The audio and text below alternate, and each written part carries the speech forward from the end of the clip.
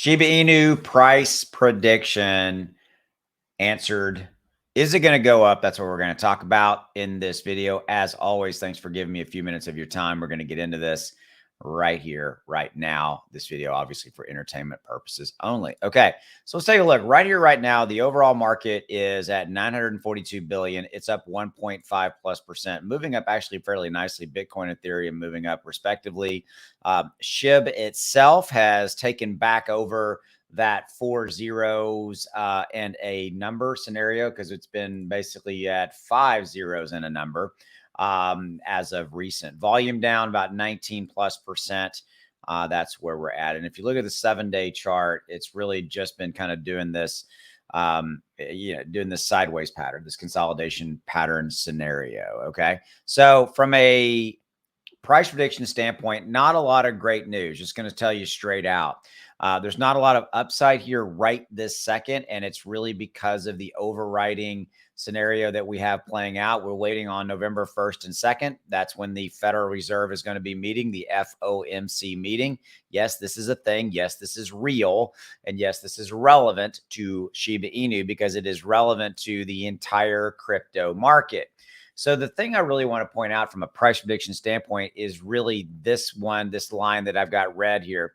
A sweep of the equal lows at 5092 or a retest of the FVG, say that really quickly, at 5083 will be two significant places to accumulate Shiba Inu.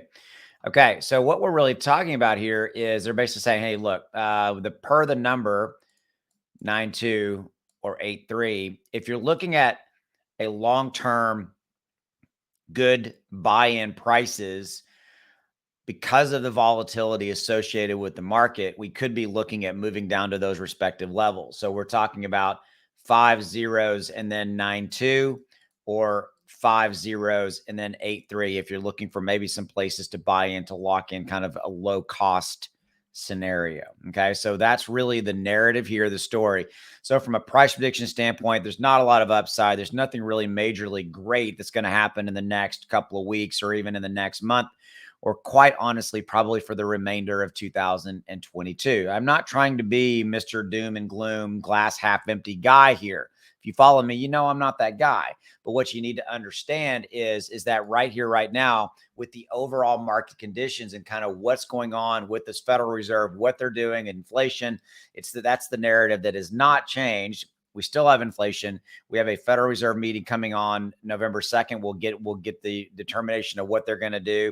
We get another CPI, Consumer Price Index report, and a jobs report in November. And we have another Federal Reserve meeting December 13th and 14th. Okay, so those are all potentially negative catalysts that are out there. It's not all bad. Remember, go back to what I was showing you is that, if you're kind of a long-term hold mentality, looking at maybe this level or this level as maybe if you've been thinking about adding to your bag or getting in general, you might look at those as good strike prices, nose itches, good cost-based strike prices to get in, where you could kind of, again, you could lock in kind of maximum returns, all with the eye of looking long-term down the road, kind of a long-term investment scenario. Okay. So price prediction for you for Shiba Inu right here, right now, not a lot of upside potential. It's not because it's a bad news situation. It's because it's an overall macro situation we have playing out where we've got these catalysts that are out there that are macro catalysts: inflation, Federal Reserve, inflation in the UK, political unrest a little bit in the UK with their prime minister changing things. In the EU, the European Union, still really high inflations. Still got the Russia-Ukraine war out there, and we still have continued fallout from COVID.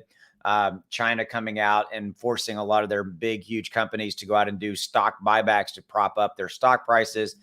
Lots of stuff, lots of moving parts out there that equate to a lot of volatility in the overall market right here this second. That's what I got for you. As always, I appreciate you. Have a good one.